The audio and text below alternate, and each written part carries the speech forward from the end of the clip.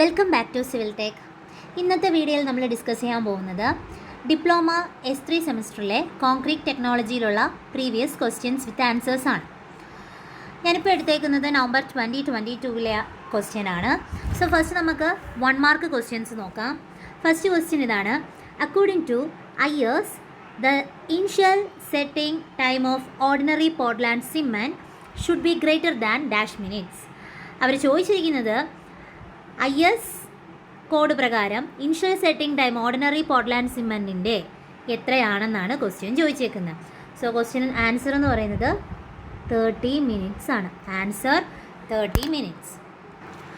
Second question: aggregates retained on 4.75 mm ISCV is termed as dash aggregates. 4.75 mm ISCVയിൽ retain ചെയ്ത് നിൽക്കുന്ന അഗ്രിഗേറ്റിനെ എന്ത് പേരാണ് പറയുന്നതെന്നാണ്. So retain ചെയ്ത് നിൽക്കുന്ന അഗ്രിഗേറ്റിനെ നമ്മൾ കോഴ്സ് അഗ്രിഗേറ്റ് എന്നാണ് പറയുന്നത്. ഇനി 4.75 mm പാസ് ചെയ്ത് പോയ അഗ്രിഗേറ്റിന് എന്ത് പേര് പറയുമെന്ന് ചോദിച്ചാൽ അത് ഫൈൻ അഗ്രിഗേറ്റ് ആണ്. Then third question: soundness test of cement is tested using dash apparatus. Soundness test ചെയ്യാൻ വേണ്ടിയിട്ട് സിമെൻറ്റിൻ്റെ സൗണ്ട്നെസ് ടെസ്റ്റ് ചെയ്യാനായിട്ട് ഏത് അപ്പാരറ്റസാണ് യൂസ് ചെയ്യുന്നതെന്നാണ് ചോദിച്ചിരിക്കുന്നത്. ലേറ്റ് ഷാഡ്ലിയർ അപ്പാരറ്റസ് ആണ് യൂസ് ചെയ്തിരിക്കുന്നത്. ലേറ്റ് ഷാഡ്ലിയർ അപ്പാരറ്റസ് ആണ് യൂസ് ചെയ്യുന്നത്.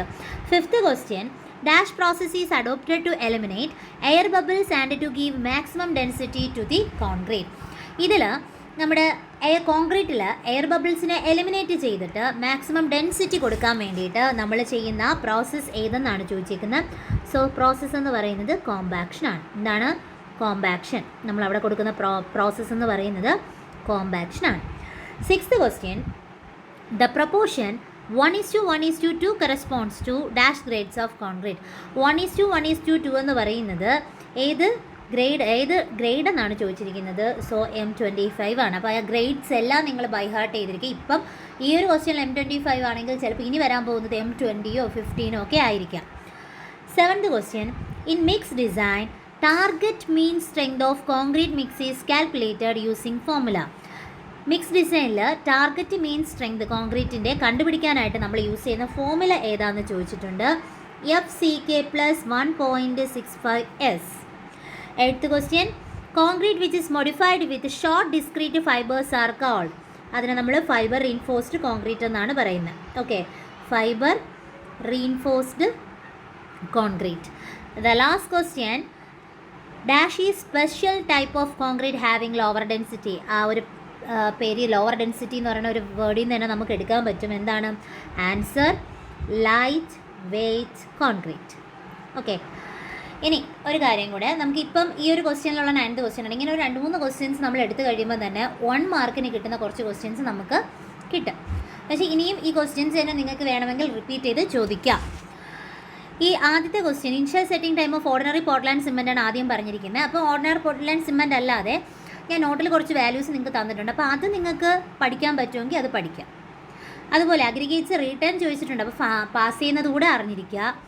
അതുപോലെ തന്നെ ഫോർത്ത് ക്വസ്റ്റ്യൻ വിട്ടുപോയിട്ടുണ്ട്. നമ്മൾ maximum water cement ratio for different grades of concrete for different exposure conditions are specified in IS. ഏത് IS എന്നാണ് ചോദിച്ചിരിക്കുന്നത്? IS 456 ആണ്. ഓക്കെ, അത് നേരത്തെ പറഞ്ഞതിൻ്റെ ഇടയിൽ വിട്ടുപോയതാണ്.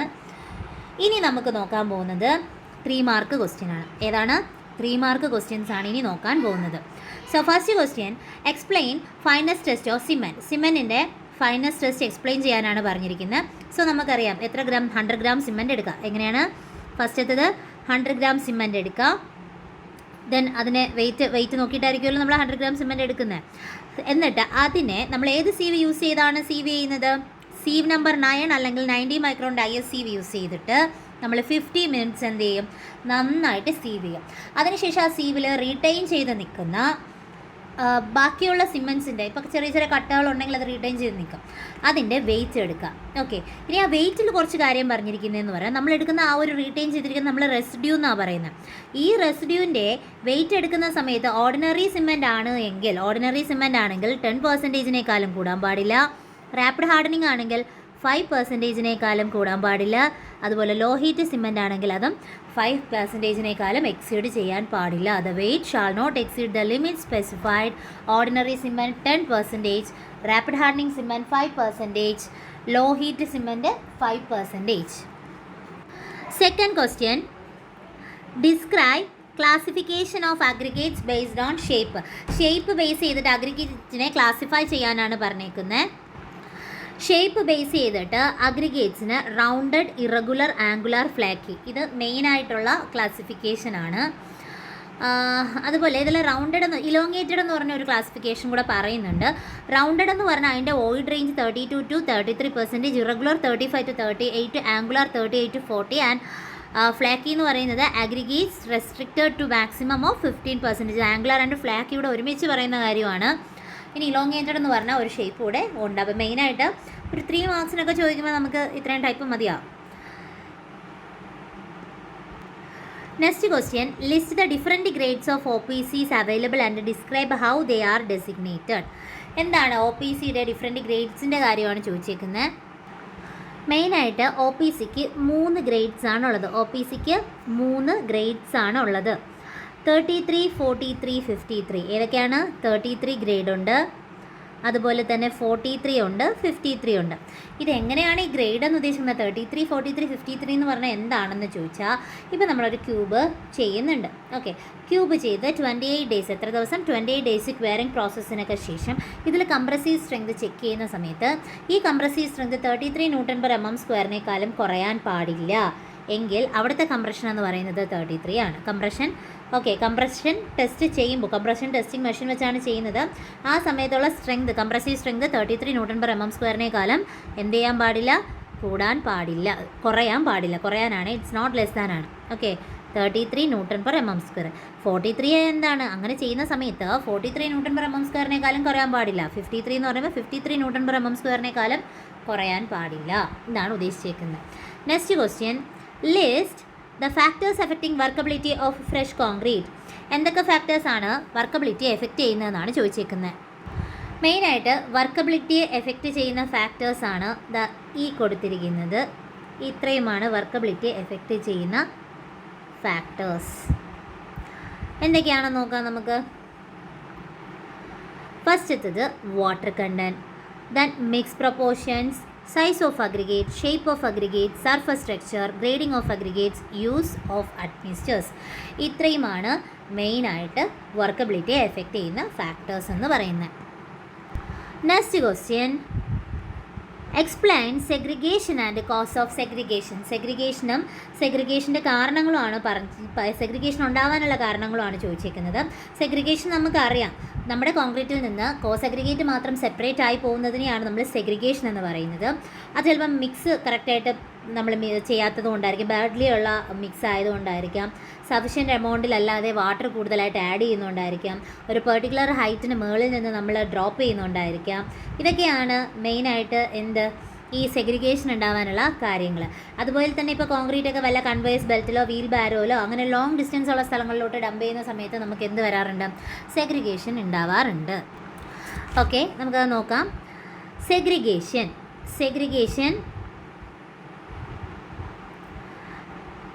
Segregation can be defined as the separation of the constituent materials of concrete, especially coarse aggregates, then causes the badly proportioned mix, insufficiently mixed concrete with excess water content, dropping of concrete from heights, conveyance of concrete by conveyance belt, wheelbarrow, long distance hauled by dumper, etc. Okay, next question. 6th ആണ്, list any 6 methods for concrete mix design.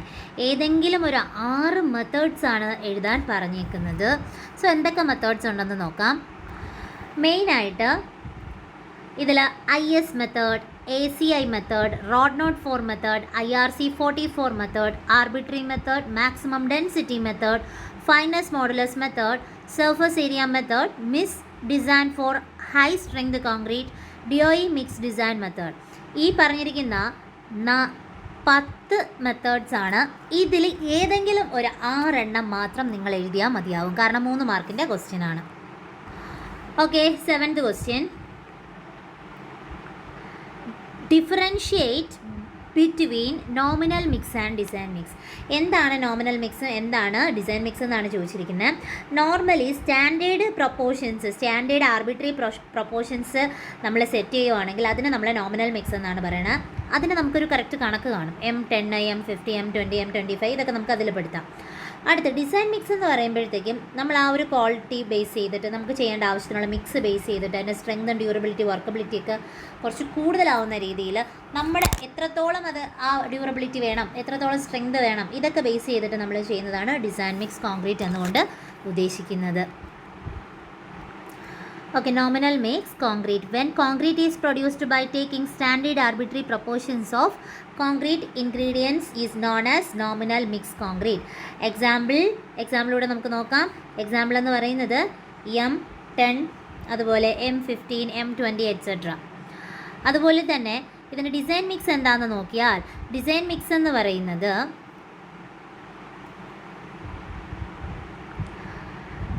Design mix concrete mix produced under quality control keeping in view the strength, durability and workability is called a design mix. Okay, next question, define concrete mix design. Concrete mix designs എന്താണെന്നാണ് ചോദിച്ചിരിക്കുന്നത്, define ചെയ്യാനാണ് ചോദിച്ചിരിക്കുന്നത്. Concrete mix design എന്ന് പറഞ്ഞ ഒരു ആർട്ടാണ്, അല്ലെങ്കിൽ ഒരു സയൻസാണ്. എന്തിനു വേണ്ടിയിട്ടുള്ള കറക്റ്റായിട്ടുള്ള ഒരു റിലേറ്റീവ് പ്രൊപ്പോർഷൻസ് ഇൻഗ്രീഡിയൻറ്റിൻ്റെ ഡിറ്റർമിൻ ചെയ്യാൻ വേണ്ടിയിട്ടും അതുപോലെ തന്നെ കറക്റ്റ് ആ ഒരു എക്കണോമിക്കൽ വേയിൽ കൂടുതൽ അതിൻ്റെ പ്രോപ്പർട്ടീസിന് ഡിസൈറബിൾ ആയിട്ടുള്ള പ്രോപ്പർട്ടീസ് സെറ്റ് ചെയ്യാൻ വേണ്ടിയിട്ടും ഒക്കെയാണ് നമ്മൾ കോൺക്രീറ്റ് മിക്സ് സെറ്റ് ചെയ്തേക്കുന്നത്. ഓക്കെ, നോക്കാം. Mix design is the art and science of determine the relative proportions of the ingredients of concrete to achieve the desired property in most economical way. Next question നോക്കാം. List any 6 special concretes used. Special കോൺക്രീറ്റ്സിൻ്റെ കാര്യമാണ് പറഞ്ഞിരിക്കുന്നത്. Light weight concrete, air entrained concrete, high strength, high performance, ഇങ്ങനെ ഒരുപാട് type concrete നമ്മൾ പഠിച്ചിട്ടുണ്ട്. Light weight concrete, air entrained, high strength, high performance, polymer, geopolymer, steel fibre reinforced concrete, self compacting concrete, ഇത്രയുമാണ് മെയിനായിട്ടുള്ള concretes. ഇതിലായതെങ്കിലും 6 എഴുതിയാൽ മതിയാവും. 3 മാർക്സിൻ്റെ ലാസ്റ്റ് ക്വസ്റ്റ്യൻ ആണ് ഡിസ്ക്രൈബ് സൂപ്പർ പ്ലാസ്റ്റിസൈസ്. എന്താണ് സൂപ്പർ പ്ലാസ്റ്റിസൈസ് എന്ന്? സൂപ്പർ പ്ലാസ്റ്റിസൈസിന് നമുക്ക് ഹൈ റേഞ്ച് വാട്ടർ റെഡ്യൂസേഴ്സ് എന്ന് പറയാം. സൂപ്പർ പ്ലാസ്റ്റിസൈസ് എന്ന് പറയുമ്പോഴത്തേക്കും വാട്ടറിൻ്റെ കണ്ടൻറ്റ് കുറച്ച് വർക്കബിലിറ്റി കൂട്ടുകയാണ് ചെയ്യുന്നത്. അപ്പോൾ അത് എന്താണെന്ന് നമുക്ക് നോക്കാം. Superplasticise are also known as high range water reduces.